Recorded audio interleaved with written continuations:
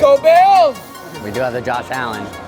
Lotto on the beat. That's a good sleeper pick. I like that. I made 11 trades in like 3 days to get to where I am now. This is Jalen Hurts. On the right team, he's a difference maker.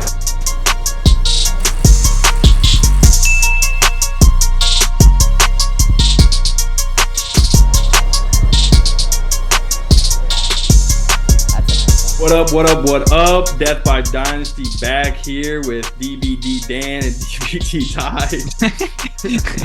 Back like we never left. For real. I mean, we've been working though, and we got content loaded up for you. So this is going to be a good episode. And certainly in the thick of the off season now. And things have cooled down a little bit in our league, I feel like. But For sure, but I feel like we're taking it outside the league now. We're bringing content to a new level. We'll talk a little bit more about that, but we're really starting to expand the Dynasty world and bring others into it, which is our main intent. yeah, it is. I feel like Dynasty, like I keep hearing more and more people like that they're in Dynasty football leagues, and that's kind of cool that it's growing a little bit.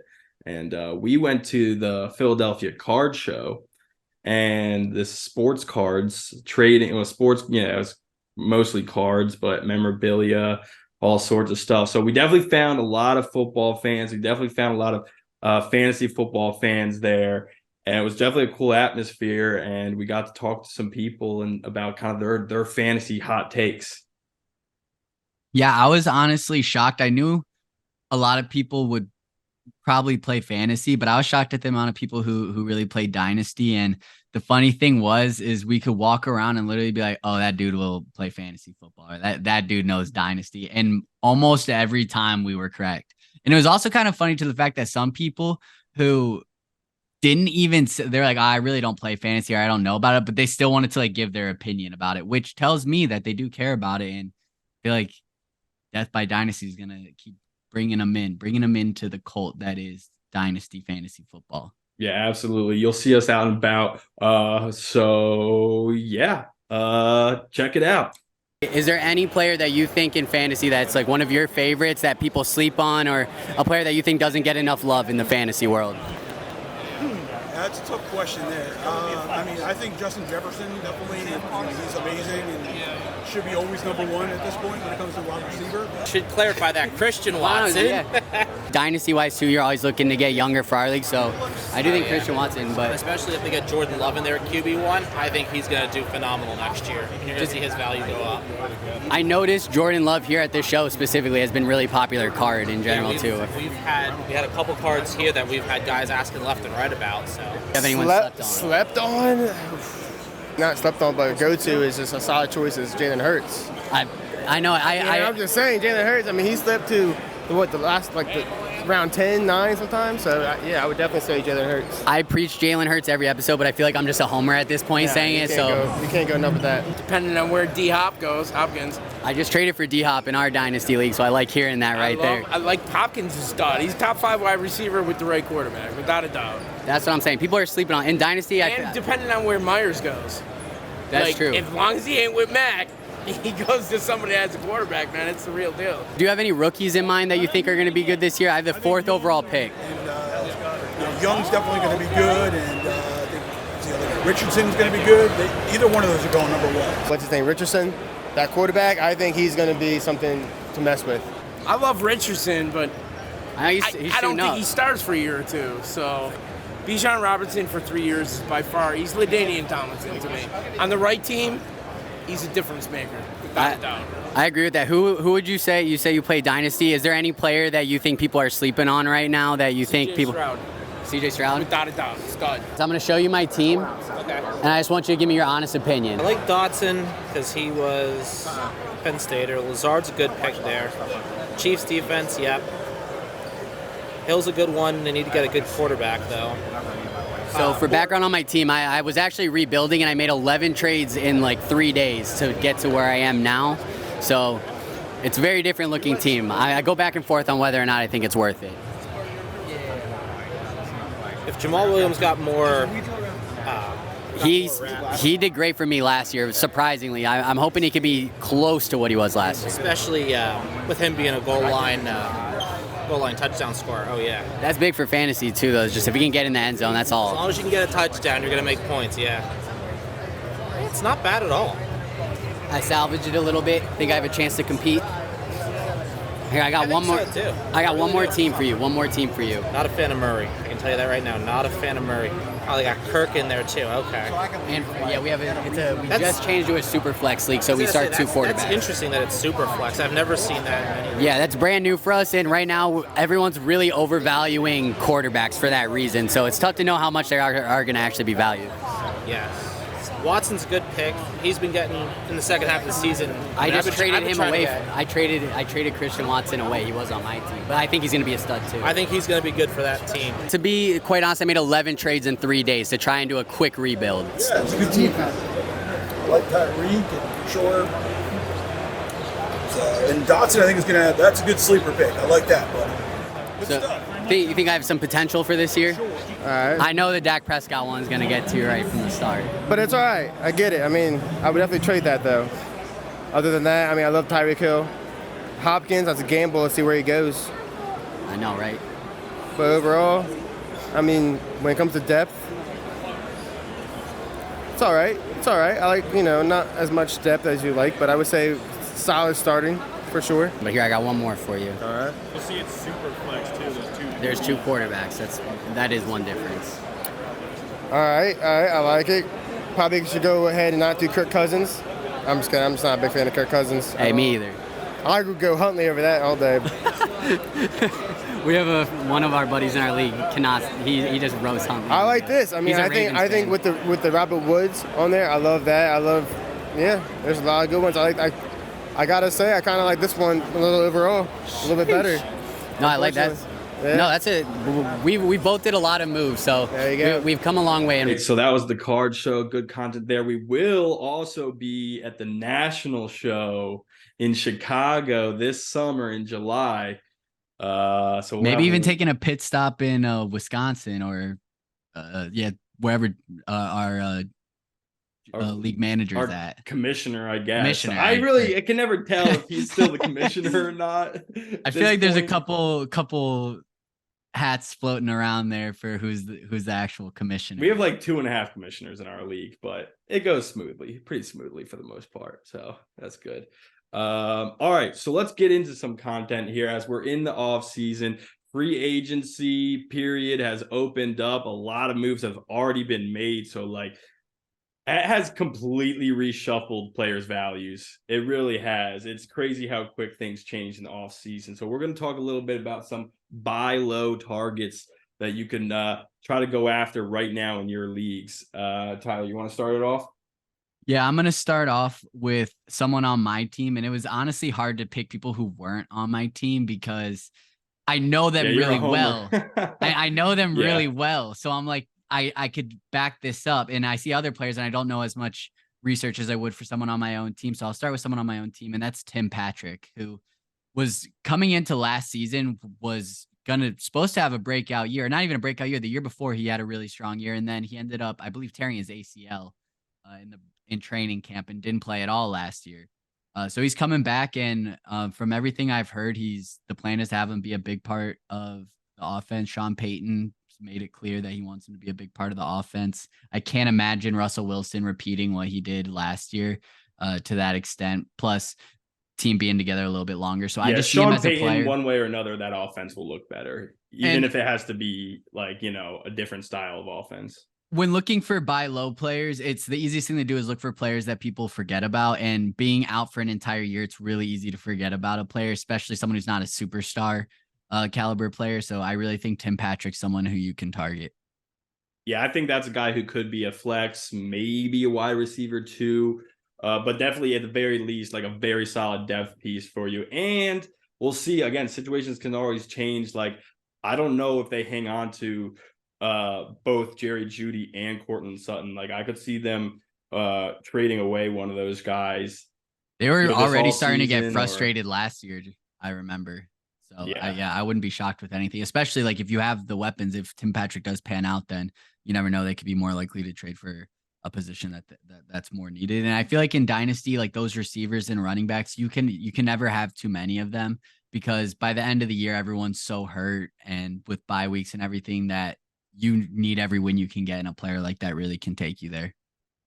Yeah, for sure, for sure. All right, I'm gonna switch gears, talk a little bit about Alexander Mattison. Now, I feel like the real buy low window on him, or he's still a buy low, but I feel like his value's increasing a little bit. I feel like he really was a buy low before free agency, when we didn't know if he was going to sign back with the Vikings or go somewhere else. But like, it seemed like he was set up to want to go somewhere to be a starter this season. And every time that he's had the opportunity to start, he's put up great fantasy numbers.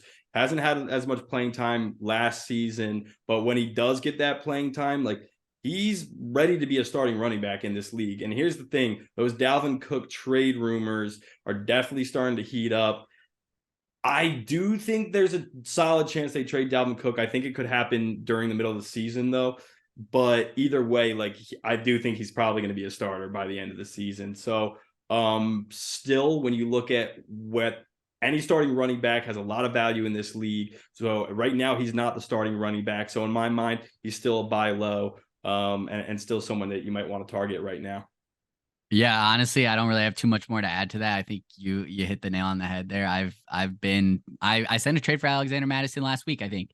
I've been trying to get him. I feel he just signed an extension, if I'm so correct. He's with the Vikings now for like 3 more years, I think. So they have a plan, and he's like you said, he's been successful. So yeah, I don't have anything else to add besides.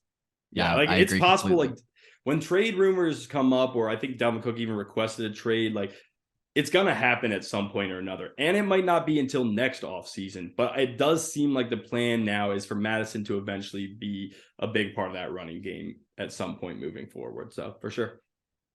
All right, now I'm going to go with someone who I think is a risk, but has a really high ceiling, and that's Darnell Mooney. He had another player who had a disappointing year last year, and I just don't think from the eye test, he just has so much skill, and with Justin Fields and what that offense could end up being, I think that's one of those offenses that he could have another 1,000-yard year. I mean, it's going to be his 4th year in the league. In 2021, he had 1,000 yards. This year, he only had about 500 with 2 touchdowns. I'm not sure. I think he was hurt for part of it, for sure. I know he got put on the IR at some point, so he didn't play the full year. But he's just a player who has so much skill, and is on, when you have a quarterback with that much skill and athleticism, that it's worth the shot. I think if you can spare a pick or a couple players that you can trade off to get him, that's a risk I'm willing to take. Yeah, I mean, he's either wide receiver 1 or wide receiver 2 there at the moment, I guess. So I mean, I think he's a guy that you want on your team. Like, he's not a bad, again, like, solid wide receiver piece. Like, these aren't, like, it's any superstar wide receiver out there is not going to be a buy low. So this is a guy who is a buy low because he has talent, and he is probably never going to be a true fantasy wide receiver 1, but he still has a lot of value for your team. Yeah, I think DJ Moore's the one there, but knowing DJ Moore. Oh yeah, I guess I forgot that they just got DJ Moore. He goes on and off, but I would take Darnell Mooney over Chase Claypool 10 out of 10 times. Yeah. I've had Chase Claypool on my team I drafted him, and then I had him for, I want to say, 2 or 3 years, and he's just miserable to have. And I think he's a player who, from my eye test, doesn't pass it. I would rather have Darnell Mooney there. So I would see him be in that 2 spot. Oh yeah, 100%. I agree with that. Chase Claypool hasn't been good since his rookie year. Yep. All right, I'm going with John Mechie, another guy. Not really injured last year. He's been battling cancer, so it seems like he's getting to a better spot right now, getting healthy. And so he's a guy who was drafted 2nd by the Texans last year. He's a great route runner in the slot, and I think there's no real great wide receivers on that team. So I do think that he's gonna possibly be a guy that could step up this season. They drafted him 2nd, so they have a lot kind of weighing on him. Drafted him in the 2nd round. They have a lot weighing on him right now. And yeah, I think that like any one of those wide receivers could be the guy next year. Like I think Robert Woods, he's an older veteran who's slowing down for sure. I don't trust him at all. And here's the other thing about John Mechie. If the Texans draft Bryce Young, that's his former teammate. So that connection is already there. That trust is already there. And like you could, I mean, if you wanted to, like that's his value goes up immediately as they draft Bryce Young. So you could flip him right then and there, really, if you wanted to. I wouldn't, but his value will go up pretty damn quickly. So John Mechie, good pickup. That is a great one. I'm gonna take the next one kind of off the player route, and I'm gonna go with 2025 draft picks, future draft picks in general. But as 2024 is close, but I think you can get steals on later draft picks because people hate waiting. And if you have picks that you can give up now, you can really upgrade that 2025 round where even if you're in a position now to compete, I think if you can flip some thirds into seconds or a couple flex players into second round picks, I think Gatsby. I think that's just something that you got to go for right now. So I think 2025 picks is somewhere you got to look. And as soon as those 2026 ones hit, go for them too. You got to look 2 years ahead.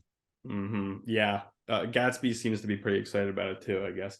Yeah, he's like slapping me. Yeah, I mean, first round picks, like they're always less valuable 2 years down the line. And the closer and closer you get, the more and more valuable they get. So, and of course you don't know what the pick. What's what you got to say?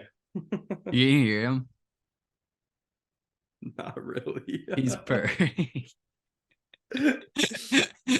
That's DBD Gatsby right there. DBD Gatsby.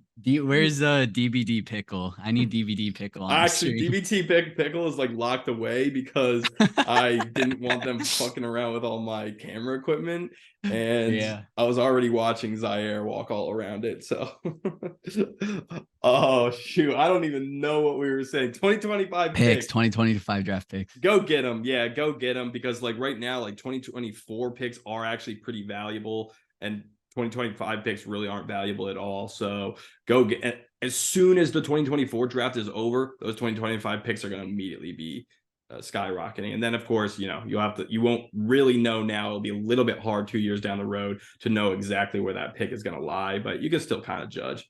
But that's fun too, because everyone thinks that they're going to compete soon. So you can go after those players who you're like, oh, they have no future. Try to get those 2025 picks because they, in their head, for sure, they're like, oh, I could turn this around in a year, and maybe they can.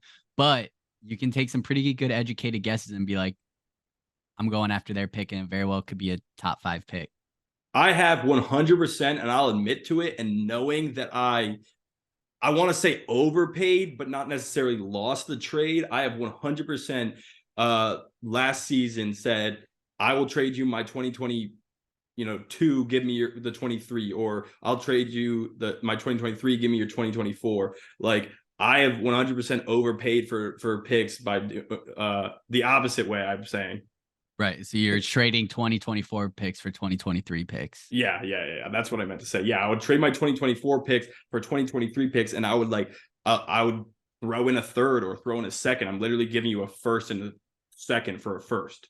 Like, I know that I'm kind of overpaying, but it kind of will work out if I really want to, go get a guy or whatever. So, but yeah, certainly a lot of value there. With also taking into account, I should mention 2024 draft class. I believe from the research I've done to be pretty stacked, similar to this year.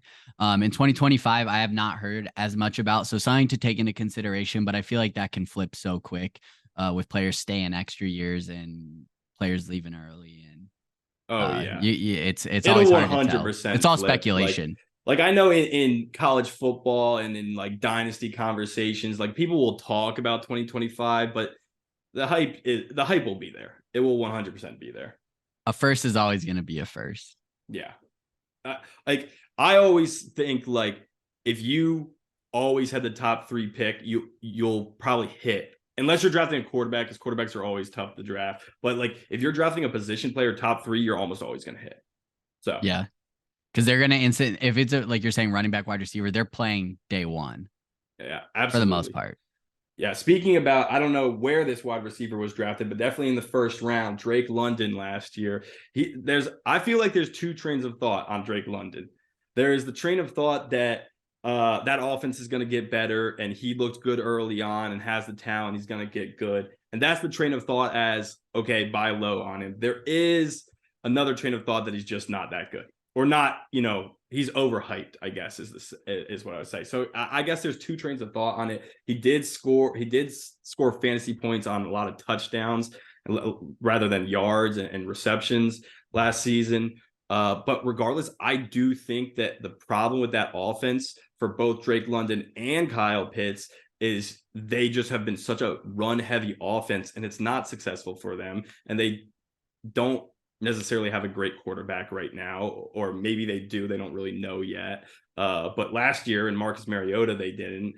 I just think that like those two guys, if they are given the ball, if they are, given the opportunities, they're gonna succeed. And I just think that offense was just, the play calling was like awful last year, and the offense as a whole was awful last year. But I think if you get Drake London the ball, he can make plays.